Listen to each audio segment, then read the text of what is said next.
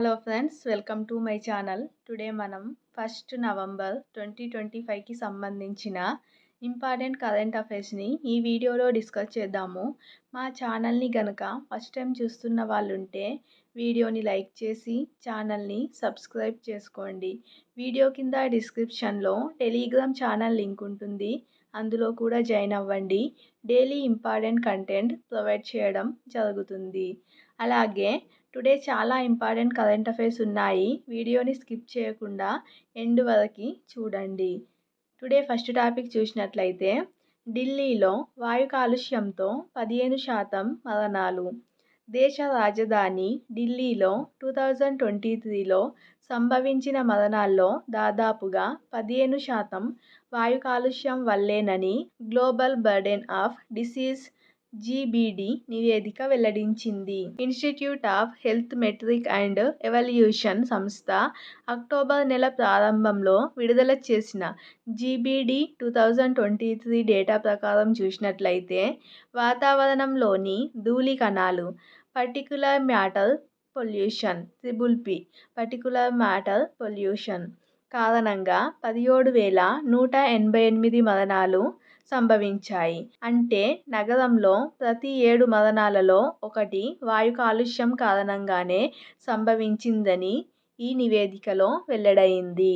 వాయు కాలుష్యం కారణంగా ఢిల్లీలో అధిక మరణాలకు కారణాల్లో రక్తపోటు 12.5%, మధుమేహం 9%, అధిక కొలెస్ట్రాల్ 6% ఉన్నట్లు పేర్కొంది. మధుమేహంతో సంభవించే మరణాల కంటే వాయు కాలుష్యంతో మరణాలు పెరుగుతున్నట్లు centre for research energy and clean air పరిశోధకులు పేర్కొన్నారు.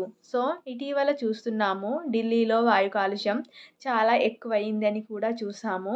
అలాగే ఈ కాలుష్యాన్ని తగ్గించేందుకు ఢిల్లీ రాష్ట్ర ప్రభుత్వం అలాగే ఐఐటి కాన్పూర్తో కలిసి కృత్రిమ వర్షం కోసం కూడా ప్రయోగించడం జరిగింది. అందులో ఉపయోగించే కెమికల్స్ని కూడా చూసాము. చాలా ఇంపార్టెంట్. ఢిల్లీలో చాలా ఎక్కువ వాయు కాలుష్యం ఉంది. దానివల్ల చాలా మరణాలు సంభవిస్తున్నాయి. ముఖ్యంగా 15% మరణాలు ఢిల్లీలో వాయు కాలుష్యం వల్లనే అని గ్లోబల్ బర్డెన్ ఆఫ్ డిసీజ్ నివేదిక వెల్లడించింది. అలాగే నెక్స్ట్ టాపిక్ చూస్తే, కాకినాడలో విద్యుత్ నౌకల తయారీ. షాన్ మారిటైమ్ షిప్పింగ్ సంస్థ కాకినాడ కేంద్రంగా కార్యకలాపాలు సాగిస్తున్న ఈ సంస్థ ముంబాయిలో నిర్వహించిన ఇండియా మారిటైమ్ వీక్ 2025లో కేంద్ర నౌకాశ్రయాలు, రవాణా, జలమార్గాల మంత్రిత్వ శాఖతో ఎంఓయు మెమోరాండమ్ ఆఫ్ అండర్స్టాండింగ్ని కుదుర్చుకుంది. జపాన్, నార్వే దేశాల సాంకేతికత పరిజ్ఞానంతో ఇక్కడ ఎలక్ట్రానిక్ షిప్పులను తయారు చేయనున్నారు. దీనికోసం 600 కోట్ల పెట్టుబడి పెట్టనున్నారు. అలాగే రూపాయలు 200 కోట్లతో కాకినాడలోనే షిప్యార్డ్ అభివృద్ధి ప్రాజెక్టుకు మరో ఎంఓయు కూడా కుదుర్చుకున్నట్లు షాన్ మారిటైమ్ ఎండీ అహ్మద్ అలీ షా తెలపడం జరిగింది. కాకినాడలో విద్యుత్ నౌకల తయారీ చేయనున్నట్లు షాన్ మారిటైమ్ సంస్థ ప్రకటించింది. అలాగే నెక్స్ట్ టాపిక్ చూస్తే, సదరన్ నేవల్ కమాండ్ అధిపతిగా సక్సేనా. కేరళలోని కొచ్చిన్ నగరంలో southern naval commanding in chief of flag ఆఫీసర్గా వైస్ అడ్మిరల్ సమీర్ సక్సేనా బాధ్యతలను చేపట్టారు. వైస్ అడ్మిరల్ వి శ్రీనివాస్ స్థానంలో ఆయన నియమితులవడం జరిగింది. అలాగే నెక్స్ట్ ఇంపార్టెంట్ టాపిక్ చూసినట్లయితే, కేంద్రీయ గృహ మంత్రి దక్షతా పథక్ 1466 మందికి అవార్డులు. ఈ ఏడాది 2025 సంవత్సరానికి గాను కేంద్రీయ గృహ మంత్రి దక్షతా పథక్ అవార్డుల కోసం వివిధ రాష్ట్రాలు, కేంద్రపాలిత ప్రాంతాలు, కేంద్ర సంస్థలకు చెందిన 1466 మంది పోలీసు సిబ్బందిని ఎంపిక చేసినట్లు కేంద్ర హోంమంత్రిత్వ శాఖ ప్రకటించింది. ఇందులో పహల్గామ్ ఉగ్రవాదులను హతమార్చడంలో కీలక పాత్ర పోషించిన 40 మంది జమ్మూ కాశ్మీర్ పోలీసులు, సిఆర్పిఎఫ్ సిబ్బంది ఉన్నారు. ఆపరేషన్ మహాదేవలో ముఖ్య పాత్ర పోషించిన 19 మంది జమ్మూ కాశ్మీర్ పోలీసులలో IG, Kashmir range IG VK Birdi, senior SP Srinagar GV Sandeep Chakravarthy కూడా ఉన్నారు. ఈ అవార్డులను ఎందుకు ఇవ్వడం జరుగుతుందో చూద్దాము. వృత్తిలో ప్రతిభ, ఉన్నత ప్రమాణాలతో పాటు ప్రత్యేక కార్యకలాపాలు, దర్యాప్తు, నిఘా, ఫోరెన్సిక్ సైన్స్ అనే 4 రంగాలలో అధికారులు చూపిన తెగువకు గుర్తింపుగా ఈ పతకాలను అందజేస్తారు. ఈ పతకాల ప్రదానాన్ని ఫిబ్రవరి 1, 2024న మొదలుపెట్టడం జరిగింది. సో ఈ పతకాలను 2024 నుండి ఇస్తున్నారు. సర్దార్ వల్లభాయ్ పటేల్ జయంతి సందర్భంగా ఏటా అక్టోబర్ 31న ఈ పతకాలను ప్రకటిస్తారు. సో మనం నిన్నటి వీడియోలో చూసాము. నిన్న జాతీయ ఐక్యతా దినోత్సవంగా నిర్వహించడం జరిగింది.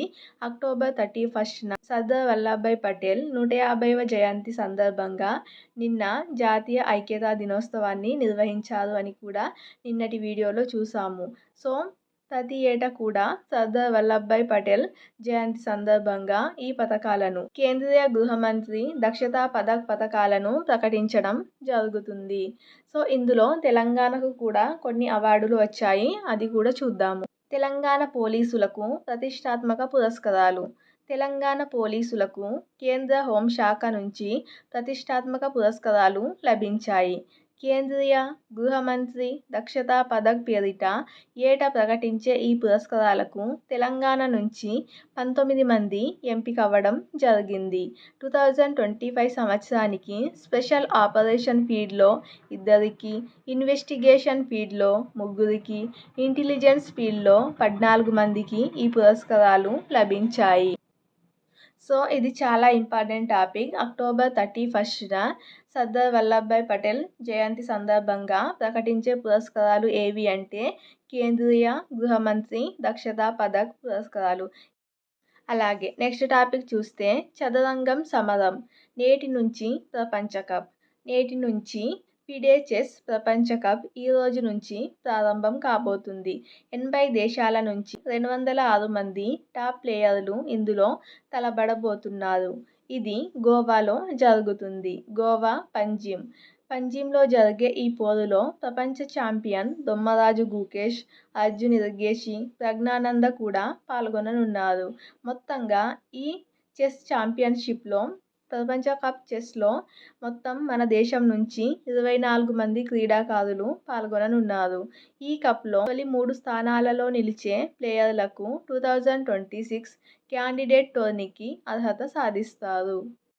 అలాగే నెక్స్ట్ టాపిక్ చూసినట్లయితే గిరిజనుల స్వాతంత్ర పోరాటంపై డిజిటల్ మ్యూజియం ఏర్పాటు. ఛత్తీస్గఢ్ 25వ వ్యవస్థాపక దినోత్సవం సందర్భంగా దేశ స్వాతంత్ర పోరాటంలో రాష్ట్రం నుంచి అమరుడైన తొలి యోధుడిగా చరిత్రకెక్కిన వీర్ నారాయణ్ సింగ్ స్మారకంగా రాయ్పూర్లో నిర్మించిన భారత తొలి పూర్తిస్థాయి డిజిటల్ ట్రైబల్ మ్యూజియంను ప్రధానమంత్రి నరేంద్ర మోదీ ఈరోజు నవంబర్ 1న ప్రారంభించనున్నారు. ఇది మొత్తం 9.75 ఎకరాల విస్తీర్ణంలో నిర్మించడం జరిగింది. సో దేశంలోనే తొలి పూర్తిస్థాయి డిజిటల్ ట్రైబల్ మ్యూజియం ఛత్తీస్గఢ్లో ఏర్పాటు చేయడం జరిగింది.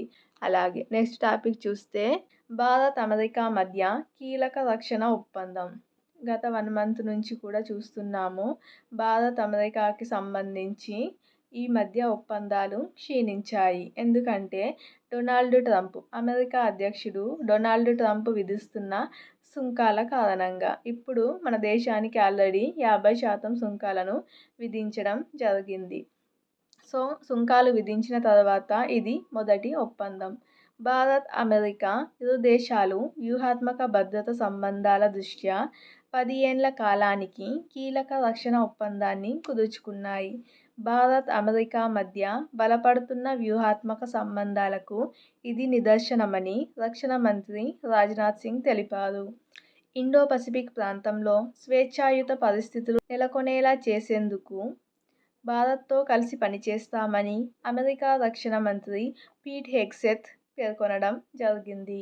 ఇది ఫ్రెండ్స్ టుడే 1 నవంబర్ 2025కి సంబంధించిన ఇంపార్టెంట్ కరెంట్ అఫైర్స్ వీడియో నచ్చినట్లయితే లైక్ చేసి ఛానల్ని ఫస్ట్ టైం చూస్తున్నట్లయితే సబ్స్క్రైబ్ చేసుకొని చూడండి. వీడియో కింద డిస్క్రిప్షన్లో టెలిగ్రామ్ ఛానల్ లింక్ ఉంటుంది, జాయిన్ అవ్వండి. Thank you.